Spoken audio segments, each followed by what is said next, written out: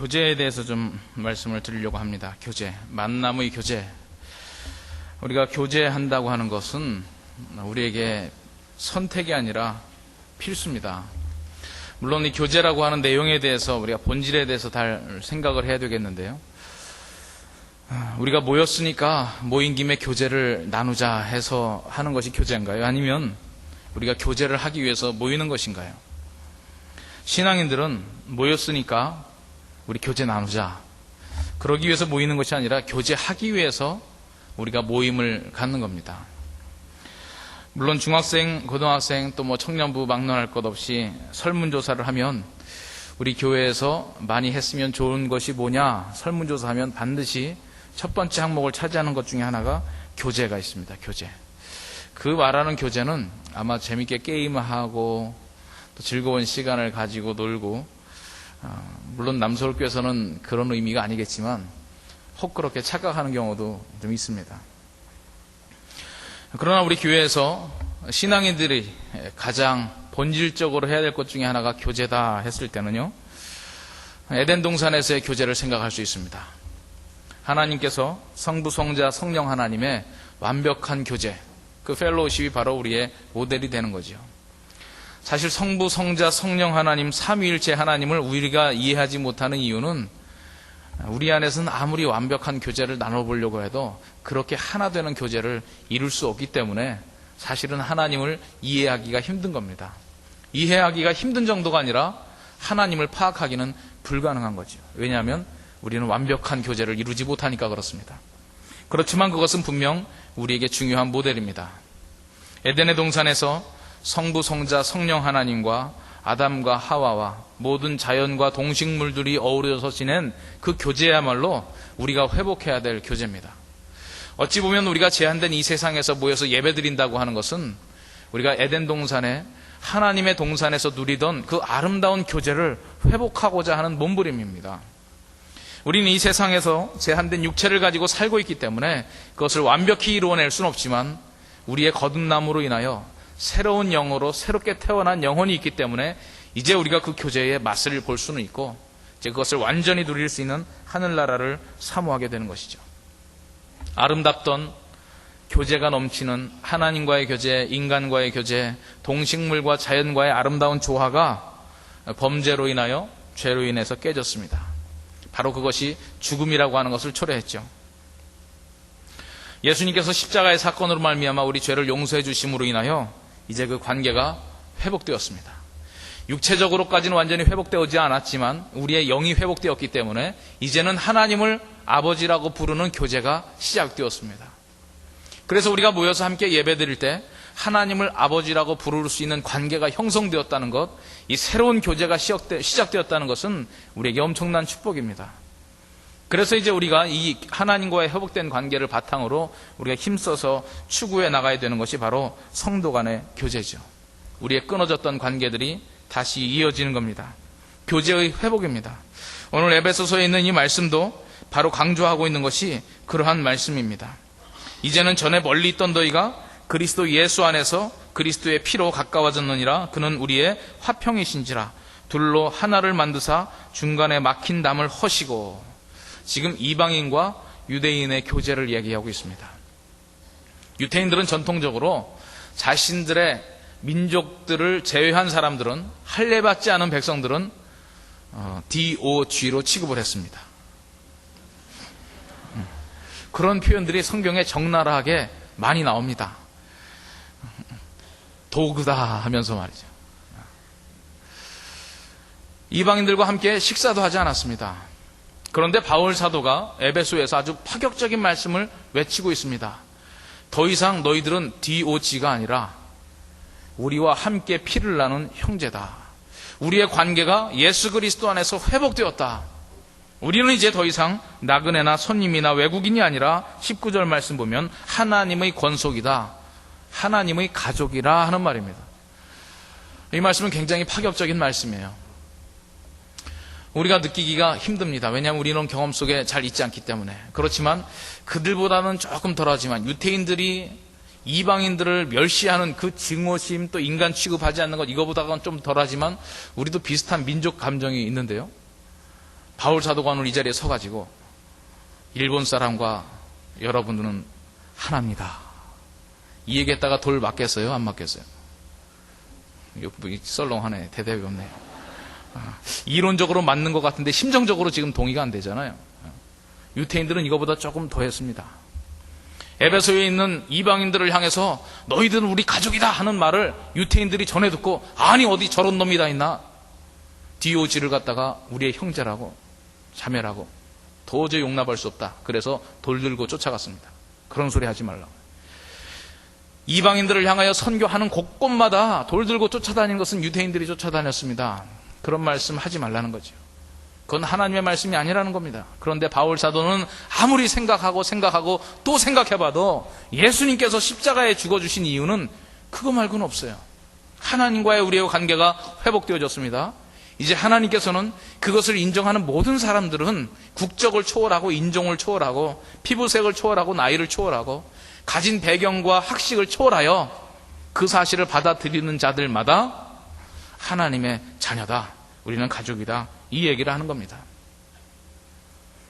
그래서 오늘도 우리가 사도신경으로 신앙을 고백했잖아요. 우리가 성령을 믿사오며 거룩한 교회와 성도가 서로 교통하는 것과 이것을 믿는다는 거예요. 거룩한 교회. 영어로 해놓은 그 사도신경 번역을 보면요, 뭐라고 되냐면 The Holy Catholic Church 그랬어요. 아니 우리가 카톨릭 처치라고? 여러분, 우리가 카톨릭입니다. 이 카톨릭이라고 하는 말은 보편적이라고 하는 건 보편적. 어떤 보편적이냐? 예수 그리스도를 믿는 믿음의 사람들이 다 모였다 하는 것이 카톨릭입니다.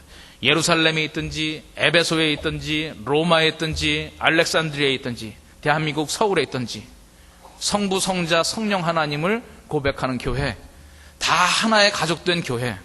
그래서 영어 명칭으로 정확히 천주교를 부를 때는 카톨릭 그렇게 하지 않고 로만 카톨릭 이렇게 부르는 겁니다.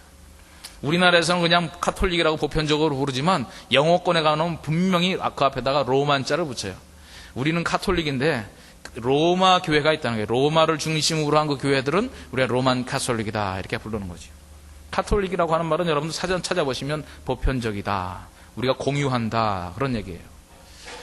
어떤 사람들이 공유되고 있는 겁니까? 예수 그리스도를 구주로 고백하는 성도가 서로 교통하는 것과 Communion of Saints, 거룩한 성도들이 서로 교제하는 것, 우리가 그것을 믿는다는 거예요.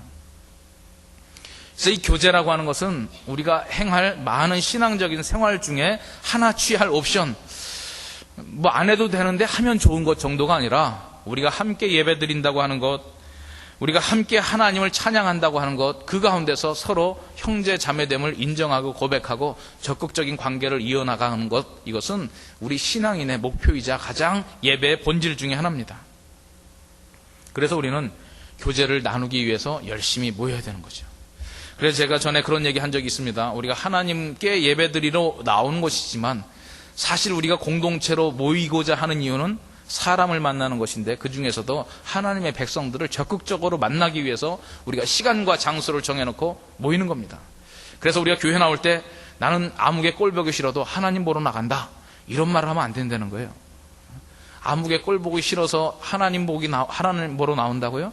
하나님께서는 야 그러면 나 보는 거 아니야, 나를 보려면 그 꼴 보기 싫은 그 사람 봐야 돼, 그 사람하고 교제를 적극적으로 이어나가는 것이 곧 나를 보는 것이다 하는 거죠. 우리가 하나님께 예배하러 나오는데 누구와 담을 쌓고서는 예배 드릴 수 없다는 겁니다. 하나님의 형제 자매와 함께 예배 드려야 되는 것인데 그들과 막혀진 담이 있고서는 신령과 진정의 예배를 드릴 수가 없다는 거예요. 그래서 누구와 불화한 일이 있고 또 화평한 일이 끼어져 있고 관계가 뒤틀어져 있으면 먼저 그것부터 해결하고 예배하러 나오라, 이것이 주님의 가르침입니다. 왜냐하면 나를 만나는 것이 급선무가 아니라 하나님의 자녀들 깨어진 관계를 회복하는 것이 곧 예배이고, 내가 그것을 원하기 때문에, 그것이 신령과 진정의 참된 예배이기 때문에 그렇습니다. 그래서 오늘도 우리가 함께 모여서 예배드리는 것은 거룩한 성도의 교제를 나누는 행위입니다. 이것이 하나님 앞에 드려지는 예배죠. 나 홀로 하나님만 만나려면 굳이 불편하게 이 자리까지 나올 거 없죠. 우리가 서로를 만나면서 성도의 교제를 나누는 것, 에덴 동산의 하나님 동산의 범죄 이전의 상태에 신령한 교제를 꿈꾸며 사모하며 추구해 나가는 것, 이것이 우리에게 진정한 행복입니다. 그래서 우리가 예배를 드릴 때마다 기쁨이 있고 소망이 있고 희망이 있고 영원한 하늘나라를 사모하게 되는 것은 그런 의미가 있는 거죠. 이곳에서 하나님과의 관계가 회복됨을 체험합니다. 그리하여 우리가 서로 성도 간의 하나됨을 체험하는 것입니다. 그런 기쁨과 감격이 넘치고, 그렇지만 우리가 아무리 완벽하게 하려고 해도 여러 가지 제한 때문에 때로 미움이 생기고 시기와 질투가 생기고 때로 시험듦이 있을 때 우리가 이 문제가 완전히 해결되어질 하나님 나라의 아름다운 찬양의 모습, 진정한 예배의 모습을 사모하게 되는 겁니다. 하나님께서는, 우리 주님께서 이미 이것을 구조적으로 완성해 놓으셨어요. 예수님께서 십자가에 달려 죽으셨습니다. 이것을 원천적으로 가능하게 해놓으셨기 때문에 이제 우리가 해야 될 일은 노력하여 그것을 우리가 느끼도록 하는 겁니다. 하나님께서는 우리에게 불가능한 일을 하라고 하지 않으셨어요. 서로 형제자매 간에 사랑을 나누며 하나님의 깊은 사랑을 함께 나누며 하나님께 예배할 수 있는 큰 기쁨을, 진정한 안식을 맛볼 수 있는 가능성을 이미 허락해 놓으셨습니다. 우리가 예배드리면서 신앙생활하면서 지치고 낙담하고 서로 간의 관계가 틀어져 있는 것은 하나님 책임이 아니라 우리가 그 문제를 적극적으로 다루지 못한 우리의 책임입니다. 그러면 교제를 위해서 무엇을 해야 되느냐? 만나야 된다는 거죠. 만남의 교제. 오늘 제목은 그런 의미에서 담았습니다. 만남. 아니, 교제는 그럼 만나서 하지 어떻게 만나지 않고 교제가 가능한가? 이렇게 생각하실지 모르지만 현대사회는요, 만나지 않고도 많은 교제가 가능합니다. 이것이 현대사회의 문제예요. 우리가 만남의 종류가 작은 게 아니라 이 방법이 좀 다릅니다. 갑돌이와 갑순이가 한 이쪽 동네에서 저쪽 동네로 가서 만나서 시집 장가 가던 시절에는 만남의 숫자가 극히 적었습니다. 여러분, 그때 한평생 살다가 죽어가면서 알아가는 사람 숫자가 몇 명이나 될 것 같아요? 이쪽 동네에서 저쪽 동네로 시집 가가지고 그 동네에서 한평생 살다가 한양이라고 하는 것은 평생 가볼까 말까 하다가 그냥 그 동네에서 손주 보고 죽어갔어요. 그렇게 한평생 살던 그 옛날에는 알고 있는 사람이 글쎄요, 편평생 내가 몇 사람이라 알까? 여러분들 지금 이 시대는요, 어떤 시대입니까? 엄청나게 많은 교제가 있어요. 인터넷에 들어가서 메신저를 온 해놓으면 무수히 많은 사람들이 고개를 뼈쩍뼈쩍 내밀고 교제하다고 달려듭니다. 별의별 사람들이 다 있어요. 뭐 이상야릇한 얘기들도 다 나오고요. 우리가 얼마나 많은 교제를 할 수 있습니까?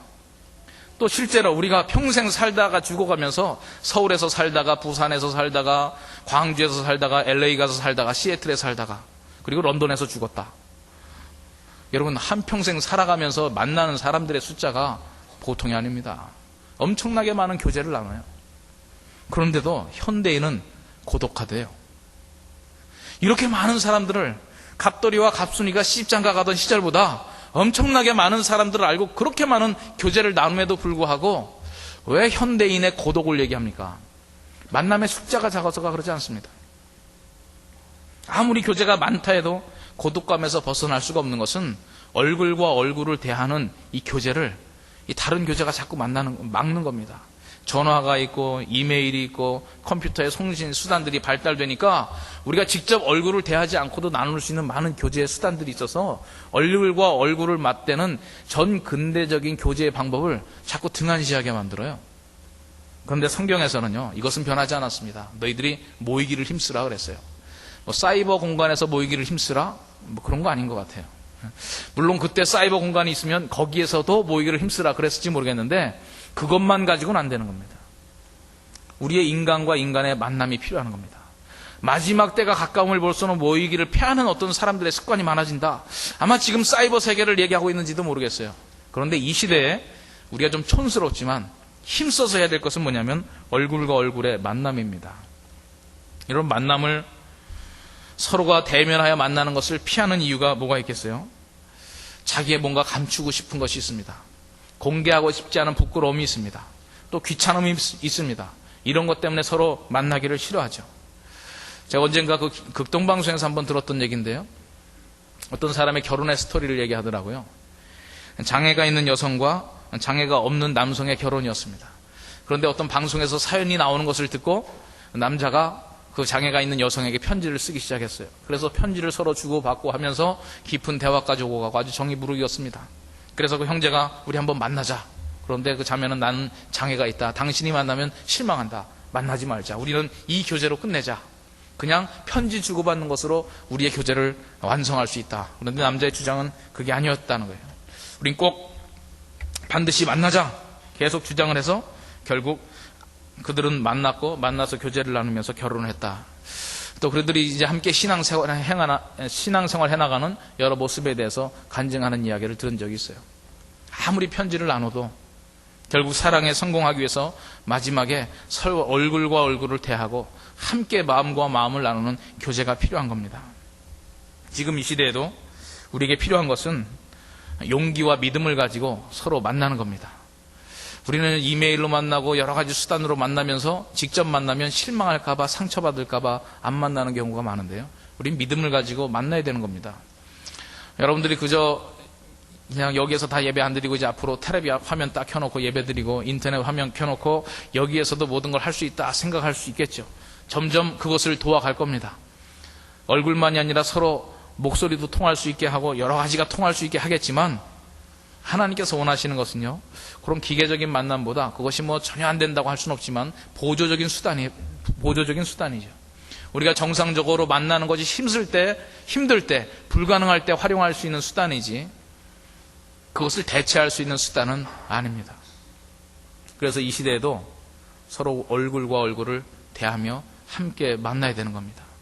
함께 한 공간 안에서 같은 공기를 호흡하며 서로 성령의 기운을, 성령의 임재를 함께 나누면서 드리는 이 예배가 중요한 것입니다.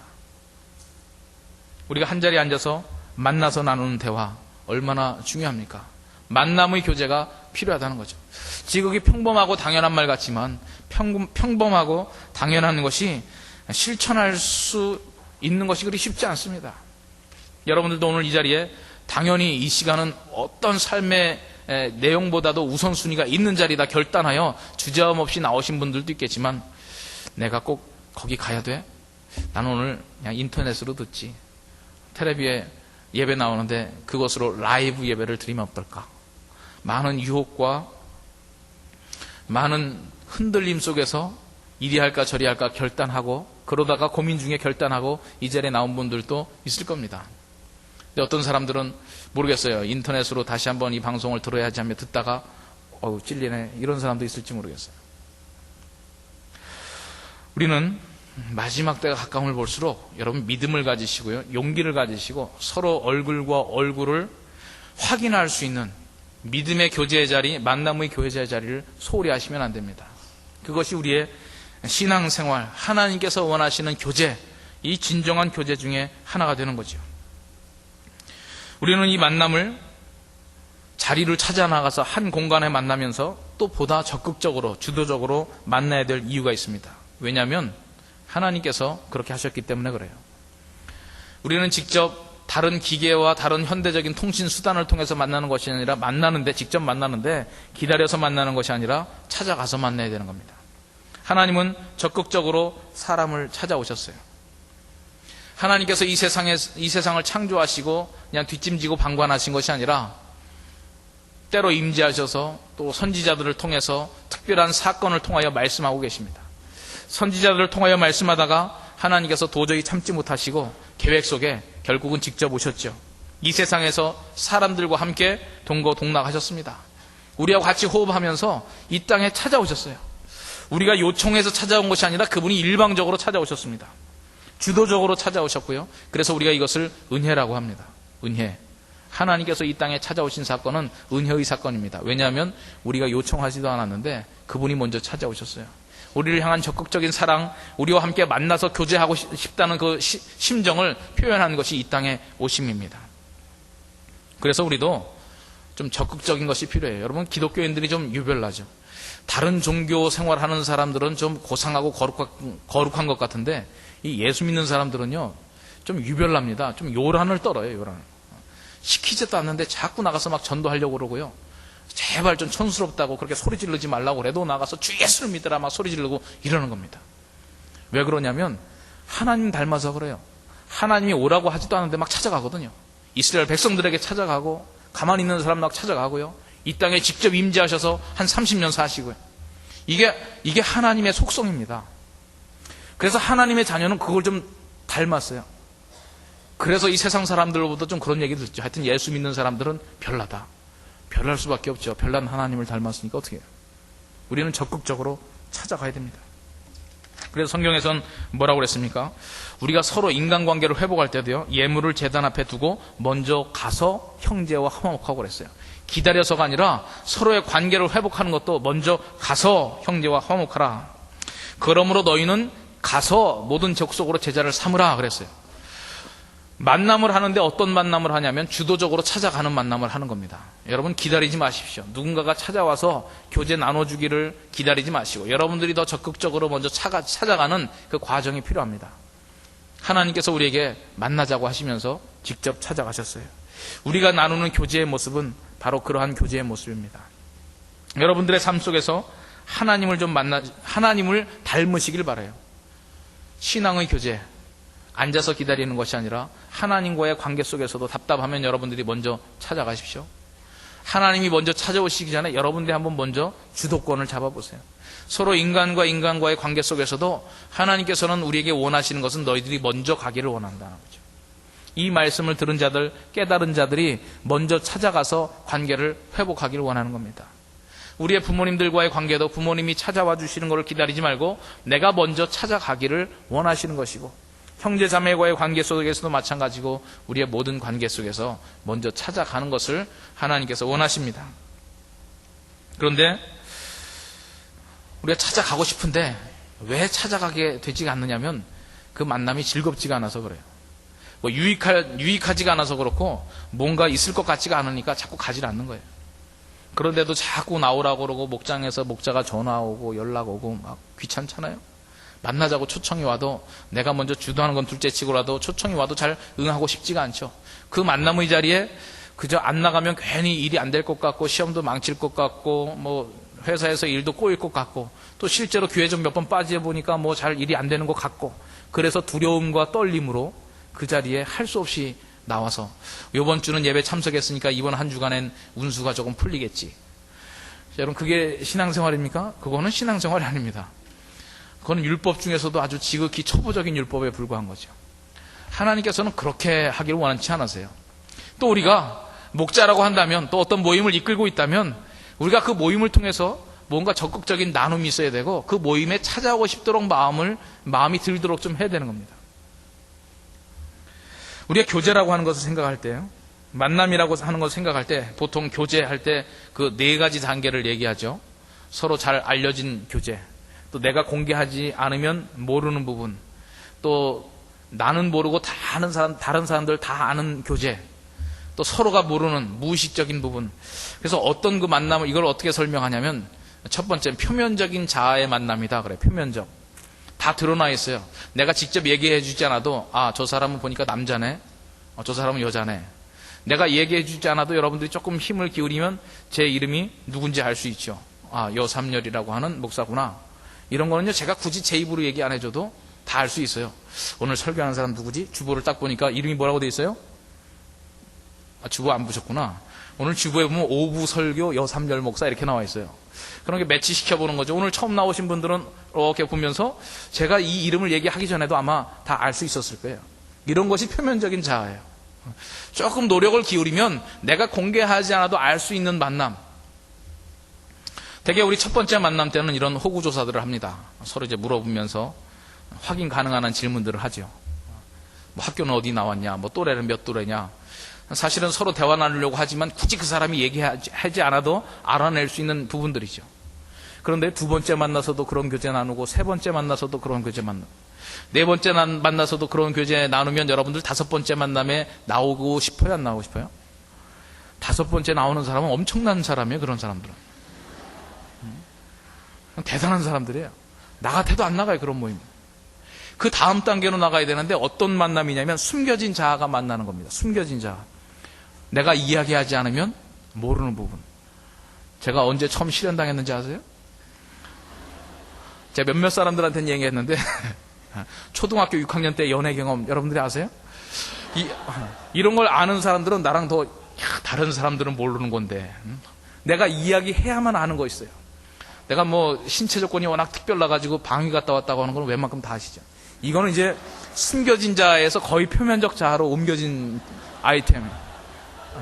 그렇지만 여전히 내가 그 방위 생활하면서 기합 몇 번 받았는지, 원산폭격 몇 번 했는지 이런 건 얘기 안 했거든요. 거기에서 내가 뭐 표창장을 받았다든지 뭐 이런 얘기예요. 뭐 이러면서 자랑하는. 훈련생 중에 나가서 말이지, 다 본부 사령 표창을 받은 사람이 내가. 이런 거는 얘기하면, 저랬어? 목사 말이니까 믿긴 믿어야지. 근데 믿어지지 않는 걸 어떻게 저 몸으로 뭐 이러면서. 근데 방위는요, 되게 비슷한 수준이기 때문에 저도 가능성이 있습니다. 이런 것을 공개하는 게 숨겨진 자. 내가 이야기하지 않으면 모르는, 이런 걸 알면 재밌어요, 그 모임이. 다른 데선 들을 수 없는데 우리의 목장에 가서 그 사람 하나하나들을 알아갈 때요. 그게 숨겨진 자아의 나눔입니다. 그런데 이제 한 단계 더 들어가는 게 필요하죠. 맹목적인 자아의 만남이 필요해요. 이건 뭐냐면, 이 세상 사람들은 다 알아요. 근데 나만 모르는 거 있어요. 나는 잘났다고 생각하는데 다른 사람들은 다 나보고 못났대요. 나는 이게 나의 장점이라고 생각하는데 다른 사람들은 다 그게 단점이라고 보는 것들이 있어요. 이런 부분들이 지적될 수 있는 것은 굉장한 모임입니다. 그 사람의 단점을 지적하고 그 사람을 위해서 충고해주고 격려할 수 있는 것, 이것이 꼭 필요하죠. 이거를 맹목적인 자아라고 해요. 자기가 깨닫지 못하는 부분들. 우리가 모임을 하면서, 교제를 하면서 그런 부분이 언급될 수 있어야 우리가 잘하는 모임이죠. 그리고 또 한 가지, 이제 무의식적인 자아의 만남이라고 그러죠. 무의식적. 나도 모르고 상대방도 모르고 정말 잠재되어 있던 부분이 있어요. 어떤 사람, 우리가 투표를 했는데 누가 나와서 회장이 됐어요. 아니, 저 사람이 어떻게 회장이 됐지? 나는 그냥 장난삼아 했는데 다른 사람들도 다 장난했나? 아니, 지금 회장을 두고 얘기하는 게 아니라 예를 들어서, 또 이 회장이 시험 들까봐 예를 들어서. 근데요, 출마한 사람도 본인이 놀라는 거야. 아니, 내가 진짜 됐네? 본인도 놀라고 주위에 있는 사람도 다 놀라. 야, 올해 1년은 그냥 마음 접어놔야 되겠다. 그저 하나님께서 우리 청년부 현상 유지만 해주셔도 감사합니다. 이 마음을 가지고 생활해야지. 그랬는데 시간이 지나면서요, 본인도 놀라고 주위에 있는 사람도 놀라는 경우가 있어요. 아니, 저 사람에게 저런 게 있었단 말이에요? 깜짝 놀라는 일들이 있어요. 막 본인도 하면서 자신에게 감격해하고 주위에 있는 사람들도, 야, 저 사람에게 저런 모습이 있다니. 그래서 숨겨진 자아는요, 봉사와 헌신을 통해서 나옵니다. 여러분들은 도저히 할 수 없다고 생각하는데, 특별히 청년 2부 잘 들으세요. 이제 다음 달 되면 목자를 새로 세운 일을 해야 되는데, 나는 도저히 목자 할 수 없다고 생각하는데 누가 와서 당신은 목자 할 수 있다는 거예요. 거기서 너무 버티면 여러분들의 숨겨진 자아를 개발해내지 못합니다. 나는 절대 안 돼. 나는 절대 할 수 없어. 내가 지금까지 살아온 인생으로 볼 때는 목자도 못 내밀 사람이야. 이러면서 딱 가능성을 닫아놓으면 여러분들이 숨겨진 자아를 발견할 가능성이 없어요. 물론 그렇게 해서 목자를 했음에도 불구하고 한 학기 지나서 역시 난 아니야, 뭐 이런 결론이 나올지도 모르지만, 그런 결론이 나오는 것도 얼마나 중요해요. 그래서 우리가 어떠한 일에 대한 기회가 주어졌을 때 내가 확신이 없지만 주위에서 추천할 때는 한번 해보는 겁니다. 그래서 신앙생활하면서 이 교제가 참 중요해요. 늘 표면적인 자아에 머무르면 흥미가 상실이 됩니다. 그렇지만 한 단계 더 나가긴 나갔는데 숨겨진 자아에서 머무르면 더 이상 발전이 없습니다. 한 단계 더 나아가서 맹목적인 자아까지 나갔는데 거기에서 머물면 지나치게 현실적이 되고요, 앞으로 나갈 수 있는 비전이 없어요. 새로운 가능성, 미래의 가치를 두고 무의식적인 자아를 개발해낼 수 있는 여러 가지 기회들을 잡아보는 것, 실천해보는 것, 이것이 바로 우리 교회 안에서 나눌 수 있는 신앙의 놀라운 특권이고요, 교제의 특권입니다. 이러한 만남들을, 이러한 깊은 교제들을 해나가는 단계 과정 속에서 표면적인 자아에서 숨겨진 자아로, 숨겨진 자아의 만남에서 맹목적인 자아의 만남으로, 맹목적인 자아의 만남에서 무의식적인 자아의 만남으로, 그래서 나의 무궁한 비전과 무한한 가능성들을 개발해내고 그것을 나눠가는 이 깊은 교제가 나가기 위해서 필요한 것이 하나 있는데, 그것이 뭐냐면 고난이라고 하는 것이에요. 환난이라고 하는 겁니다. 사실 우리가 서로 이 맹목적인 자아 있잖아요. 서로의 권면을 해줘야 돼요. 서로의 상대방의 문제를 바라보면서 지적하고 고쳐줘야 되는데, 그것을 위해서 필요한 것은 뭐냐면 고난이 필요합니다. 환난이 필요해요. 서로가 서로를 향하여 위로하고 권면하려면 한쪽 사람이 우월한 지위에 있고 한 사람은 열등한 지위에 있어가지고서는 결코 그것이 이루어지지가 않습니다. 우리가 얼핏 생각하기에는 내가 많이 알고 내가 많이 가지고 있으면 상대방을 많이 도울 수 있고 그 사람을 고쳐나가고 권면할 수 있을 것 같은데 절대 그런 방식으로는 인간이 고쳐지지도 않고요. 상대방의 충고를 받아들일 수도 없어요. 한쪽이 아주 우월하고 월등해가지고 문제를 일방적으로 해결할 수 있을 것 같지만 성경에서는 그게 불가능하다고 알려주고 있어요. 그래서 하나님께서도 어떻게 하셨습니까? 우리의 죄의 문제를 해결해 주기 위해서 일방적이고 높은 신적인 지위에서 그 강한 권능으로 우리에게 내려 꽂은 것이 아니라 하나님이 이 땅에 오셨어요. 어떤 수준으로? 인간의 수준으로 왔어요. 특별한 방법으로 태어나지도 않았어요. 출생의 과정, 그 씨앗만은 하나님께서 성령의 잉태하여 나셨지만 그가 자라나서 뱃속에서 똑같은 시간을 거치고 뭐 옆구리 터치고 나온 것도 아니고요. 알에서 깨어난 것도 아니고 그냥 응애응애 하면서 연약한 갓난 아기로 태어났어요. 예수님이니까 젖도 안 먹이고 아무것도 안 먹여도 쑥쑥 자라는 게 아니라 배고프면 울고요. 젖을 먹이고 이래야 자라나는 아주 평범한, 그것도 아주 가장 밑바닥 인생으로 오셨어요. 어디에서 태어났습니까? 말밥통에서 태어났어요. 말밥통. 마구간에 구유해서 지푸라기 깔고 가장 비참한 인생의 밑바닥의 모습으로 오셔서 우리와 함께 살으시고, 히브리서에 뭐라고 그랬냐면 우리와 같은 체휴를 하셨다. 우리가 경험하는 모든 어려움, 아픔들을 다 그대로 겪으셨어요. 우리와 동일한 지위에서 우리와 함께 낮아지시고 함께 고난, 환난을 받았어요. 그래서 제가 말씀드리는 교제를 위한 고난은 내가 성장하기 위해서, 내가 성공하기 위해서 치르는 희생과는 다릅니다. 서로를 위한 섬김과 헌신의 과정에서 발생하는 고난을 이야기하고 있는 거죠. 이걸 또 다른 말로 사랑 때문에 당하는 고난이라 이거예요. 진정한 교제가 있으려면 서로를 향하여 권면하고 나눠주고 고쳐주고 위로를 주려면 바로 이것이 필요합니다. 하나님께서 우리와 만나시는 방법이었고요. 그런 과정이었어요. 그래서 예수님께서 이 땅에서 동일한 삶을 사시면서 동일한 어려움을 겪어가면서 우리의 모든 형편과 사정을 다 알아요. 그래서 그분이 우리에게 위로가 되는 겁니다. 저는요, 만약에 이 세상에 이 종교 다원주의적인 생각으로 모든 종교를 같은 선상에 놓고 하는, 이거는 정말 가정이에요. 아주 쓸데없는 가정인데 여러분들 이해를 돕기 위해서 그냥 설명하는 거예요. 혹시 그렇다 할지라도 어느 종교를 택하겠냐 나보고 물어보면 당연히 기독교를 택하겠어요. 왜냐하면 신이 인간이 되어서 우리랑 같이 호흡하면서 우리의 모든 아픔을 다 겪고 살았다고 하는 그 교주가 없어요. 그 교주가.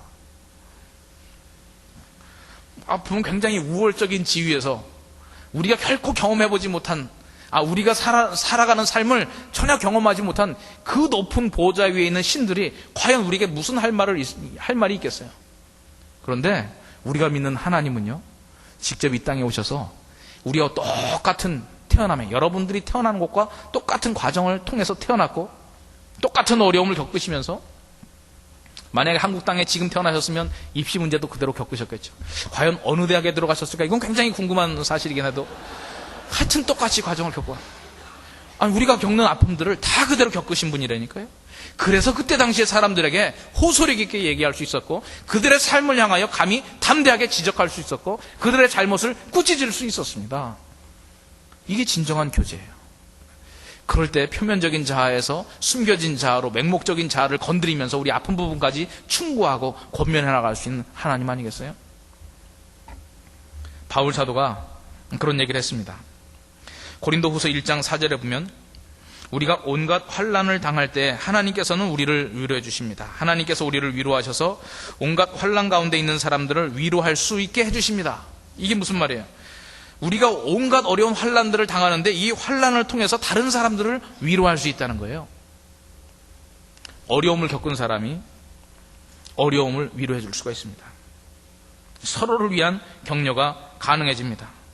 서로를 신뢰하면서 마음을 열고 받아들일 수 있는 것입니다.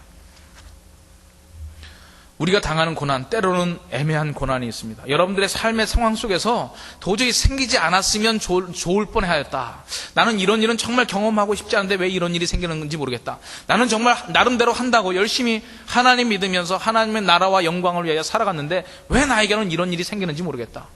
교회 안 다니고 신앙생활 안 하는 저 친구들은 저렇게 잘 풀려가는데 나는 신앙 때문에, 정말 이 교회 공동체들에 대한 사랑 때문에, 하나님의 사랑을 이 세상에 나누고자 하는 이 시간과 노력과 봉사 때문에 내가 당하는 고난이 있다면 여러분, 다 이유가 있는 겁니다. 이유 없는 고난이 없죠. 하나님께서 왜 여러분들에게 고난을 허락하셨겠습니까? 그 고난은 진정한 교제를 위해서 여러분들에게 고난을 허락하셨어요. 사도 바울의 일행들이 당하는 고난이 있습니다. 그러면서 고린도 교회에 계속 얘기합니다. 자신들의 일행이 아시아에서 겪었던 극심한 고난을 구체적으로 소개하면서 다른 사람들을 위로할 수 있었습니다. 여러분들이 겪고 있는 고난의 문제 있습니다. 경제적인 고통, 건강의 고통, 정신적인 고통, 가정의 문제, 하나님에 대한 믿음과 자신의 지식 사이에서 갈등들, 여러 가지 번뇌와 고민들이 있는데 여러분 그 고민들이 참 소중한 겁니다. 무엇 때문에 소중하냐면 결코 여러분들만을 위한 것이 아니라 그것이 강력한 효과를 나타낼 교제의 수단이기 때문에 그렇습니다. 여러분들이 여러분들의 목장 가운데서 믿음의 교제 안에서 여러분들의 아픔을 나누어 보십시오. 이 세상 사람들은 이해하지 못할 거라고 생각했던 여러분들의 고난을 한번 나누기 시작해 보십시오. 여러분들의 그 고난을 나눌 때 그 이야기에 가슴 아파하고 눈물을 흘리며 바로 그것이 나다. 당신의 말이 나에게 위로가 되었다. 감격해하면서 여러분들에게 고마움으로 여러분들의 고난이, 여러분들이 당한 환난이 다른 사람에게 치유와 위로와 격려가 되는 것을 경험할 수 있을 겁니다. 우리의 삶 속에서 성도의 교제를 통하여 이러한 부분이 나누어질 때, 고난이 나누어질 때 우리의 풍성한 위로가 있습니다. 우리는 서로의 고통을 바라보면서 저 사람의 고통은 나보다 더 심하고 저 사람의 고통은 나보다 덜하고 이 등급을 매길 수가 없어요. 사람들은 다 주관적으로 100%의 고난을 받는 겁니다. 다 철저히 고난받고 있어요. 다른 사람의 고난을 무시하지 마십시오. 다른 사람, 여러분들의 고난을 또 특별하게 생각할 것도 없어요. 그것을 여러분들의 목장 가운데, 여러분들의 신앙의 교제 가운데 나눌 때 그것이 놀라운 능력이 됩니다. 모세의 사건을 한번 볼까요? 모세가 이집트 궁에서 아주 잘 자라났습니다. 한 40년 동안 최첨단 교육을 받았어요. 당시 이집트 문명이라고 하면 최고의 교육 아닙니까? 그는 또 훌륭하게도 자기의 민족의 정체성을 잊어버리지 않았어요. 어릴 때 유모를 하나 구해준 것이 사실은 생모가 젖을 먹이면서 모세를 키웠어요. 모세가 생각을 집어넣었습니다. 너는 히브리 민족이다. 네가 이 궁전에서 자란다 할지라도 네가 히브리 민족됨을 잊지 말고 하나님께서 너를 부르시는 때가 되면 하나님의 일을 해라. 이 민족을 구출하는 일을 해라. 모세는 애굽의 왕궁에서 자라면서도 그것을 잊어버리지 않았습니다. 사도행전에 보면 모세가 일정한 때가 돼서 내가 이제는 동족을 위해서 나갈 때다. 결단을 하고 나름대로 엄청난 결단 아니겠어요? 민족을 향해서 나서는 겁니다. 애굽의 영광을 포기하고 민족을 위해서 싸우겠다는 거예요. 나가서 그들을 돕고자 딱 나갔더니 애굽 사람이 자기의 동족을 치는 것을 봤습니다. 그래서 분노하여 그 애굽의 관원을 한 방 쳤더니, 글쎄 몇 방 쳤는지 모르겠어요. 하여튼 쳤더니 죽었어요. 아주 훈련을 잘 받은 표시가 나죠? 아주 잘 자랐습니다. 죽였어요. 다 파묻었어요. 아무도 안 봤다고 생각을 했어요. 근데 그 다음날 나가니까 이스라엘 백성들끼리 싸우는 거예요. 그래서 이게 싸우면 되느냐? 우리 민족끼리. 그랬더니 딱 쳐다보면서 하는 얘기가 모세를, 사도행전 7장 27절에 이렇게 되어 있습니다. 모세를 밀들여 가로되 누가 너를 관원과 재판장으로 우리에게 세웠느냐? 네가 어제 애굽 사람을 죽인과 같이 또 나를 죽이려 하느냐? 딱 쳐다보면서 딱 밀치면서 하는 얘기예요. 누가 너를 우리 지도자로 세웠다고 나서고 그래? 어제 그래 애굽 사람 죽이더니 죽여봐. 여러분, 모세가 말이죠. 이 순간에 겁이 난 거예요. 겁. 자기를 지지해 줄 세력은 히브리 사람인데 히브리 사람이 누가 너를 우리 지도자로 세웠느냐 그랬으니까 어떻게 됐어요? 자기는 나름대로 정치적인 결단을 하고 애굽 왕궁의 지지를 벗어나서 히브리 민족의 지지를 받겠다고 딱 나왔는데 자기 표밭이라고 생각했던 히브리 민족이 너는 누군데? 죽여봐. 그래서 그 길로 도망간 거예요. 그 길로. 광야길로 도망갔어요. 도망가서 40년 동안을. 40년 후에 모세가 되돌아왔을 때 40년 전과 40년 후의 차이가 뭡니까? 왜 40년 후에 그들은 모세를 다시 받아들였나요? 그건 40년 동안의 고난이 있었죠. 40년 전에 애굽 왕궁에서 40년을 잘 지냈지만 고통을 받지 못했습니다. 그 민족들이 아파하고 있는, 경험하고 있는 고난을 경험하지 못한 모세는 그 민족의 지도자가 될 수 없었어요. 모세는 그 애굽의 영화 속에서도 아주 민족의 정체성을 잃지 않고 히브리 민족을 구원하겠다고 하는 굳은 결단에 있어서도 그에게 고난이 없었습니다. 환난이 없었어요. 이스라엘 민족을 지도할 수 있는 지도자로서 자격을 갖추지 못했죠. 그래서 그는 또다시 광야 40년 동안 철저히 낮아짐을 경험했습니다. 얼마나 낮아졌냐면 하나님께서 야 이제 때가 됐다. 백성에게 가라. 저는 못 갑니다. 가라니까 저는 절대 못 갑니다. 가라니까 하나님 제가 말 못하는 거 아시잖아요. 아론 붙여줄게 가. 알겠습니다. 모세가 얼마나 자신이 없었으면, 얼마나 낮아졌으면 이런 모세를 하나님께서 쓰신 거죠. 가서 모세 40년 동안 광야에서, 여러분 40년 전에 모세가 훨씬 더 멋있었습니다. 애굽에서 기름질 쫙 그냥 얼굴에 기름이 좌르르 흐르고요. 근육이 부둥부둥하고 한 대 쳤으니까 애굽 사람이 죽었잖아요. 그 정도로 멋진 리더를 마다하고 40년 동안의 광야에서 팍 썩은 리더를 한번 생각해보세요. 거기서 뭐 근육 운동을 했겠어요? 무슨 뭐 육체미 운동을 했겠어요? 40년 동안 진짜 그 광야에서 양똥 냄새나는 그 먼지 펄펄 나는 사막 가운데서 지낸 모세의 모습은 40년 전에 비해서 훨씬 초라했지만 이스라엘 민족은 그를 지도자로 받아들였습니다. 여러분들이 당하는 고난은 이유가 있습니다. 하나님께서는 여러분 각자에게 나름대로의 고난을 다 주십니다. 여러분 주위 사람을 보면서 저 사람은 고난 하나도 안 받고 나는 온갖 고난 다 받는다, 그렇게 생각하지 마십시오. 아무리 평안해 보여도, 먹고 사는 거 전혀 걱정 없는 것 같아도 그 속에 들어가면 다 고난이 있습니다. 여기 앉아있는 사람 중에서 고난 없는 사람은 한 사람도 없습니다. 그런데 그 고난은 왜 여러분들이 겪어야 됩니까? 서로를 위로하기 위하여. 여러분들의 가슴 아픈 곳을 나누어 보기 시작하십시오. 의외로 꽤 많은 사람들이 여러분들의 고난에 공감을 하면서 위로를 받을 겁니다. 그럼에도 불구하고 흔들리지 않는 하나님의 사랑을 한번 나누어 보십시오. 그것 때문에 많은 사람들이 위로를 받습니다. 이것이 거룩한 교회 안에서 나눠야 될 교제의 이유고 내용이고 방법입니다. 자기 희생적인 사랑과 고난과 환난을 통해서 성도들이 위로를 받고 진정한 교제가 되는 겁니다. 이런 모임은 가고 싶은 모임이 되는 거예요. 이런 모임은 오지 말라고 해도 그 모임에 길을 쓰고 가는 겁니다. 때로는 순교를 각오하고서도 그 모임에 가는 겁니다. 그 자리에 가면 내가 죽는 줄 알고 생명에 위협이 있는 줄 알지만 그럼에도 불구하고 그 자리로 가서 차라리 죽는 것이 내가 더 행복하다 하는 그런 생명력 있는 모임이 되는 겁니다. 이 생명력이 2000년 동안 기독교 역사를 유지해 왔습니다. 이 생명력이 없었으면 로마의 박해 때 이미 끝나도 벌써 끝났을 모임이고 공산주의 시절에 이미 끝나서도 끝나야 될 교제인데 지금까지 이어지고 있는 것은 바로 이 생명력 있는 교제 때문에 그렇습니다. 표면적인 만남뿐만 아니라 서로 숨겨져 있는 자아가 공개되고 정말 내가 옳다고 주장하고 다른 사람들이 다 알고 있는 이 부족한 부분들이 고쳐지고 나의 잠재되어 있는 비전들이 개발되어지는 이 기쁨과 소망의 만남의 교제가 우리를 모이게 하는 것입니다. 여러분 왜 이 아까운 시간, 이 좋은 날씨에 밖에 나가서 살 거 많은데 이 자리에 모이셨습니까? 우리가 이러한 모임을 만들어 가십시다. 아니 이미 그러한 생각 때문에 다른 좋은 거 다 포기하고 이 자리가 더 소중하다, 내가 생명력 있는 교제를 나누고 싶다 해서 나오고 계신 분도 있겠지만 또 우리가 우리의 모습을 돌아보면서 과연 우리의 모임 속에 만약에 생기가 없고 이런 생명력이 없다고 한다면 무엇이 부족할까 점검하고 진정한 신령한 교제를 나누며 서로가 서로를 세워가는 아름다운 만남, 여러분 이 세상에서 결코 맛볼 수 없는 교제입니다. 이 세상에 아무리 재미있는 동호회를 가도 거기에서 맛볼 수 없는 생명력 있는 삶의 교제가 바로 이곳에 있습니다. 여러분들이 지금 당장 느끼시지 못한다 할지라도 이미 그것은 이론적으로 가능합니다. 왜냐하면 예수님께서 십자가의 희생의 피를 통하여 이것이 가능할 수 있는 근거를 마련해 주셨습니다.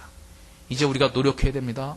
우리의 삶을 통해서 이러한 생명력 있는 기쁨 넘치는 소망의 모임을 만들어가고 이 모임을 통하여 정말 이 장안에, 이 대한민국 땅에, 전 세계에 이 생명력 있는 모임을 지금도 번식하고 펼쳐나가기를 원하는 것이 하나님의 뜻입니다. 오늘도 예배 이후에 여러분들의 목장 모임 가운데서 이러한 교제가 진행되길 원하고 하나님의 진정한 사랑이 나눠져서 정말 일주일 동안의 모든 피로가 싹 씻어지고 하나님 나라의 새로운 소망을 발견할 수 있는 그러한 예배와 모임들이 되시기를 주님의 이름으로 축원합니다.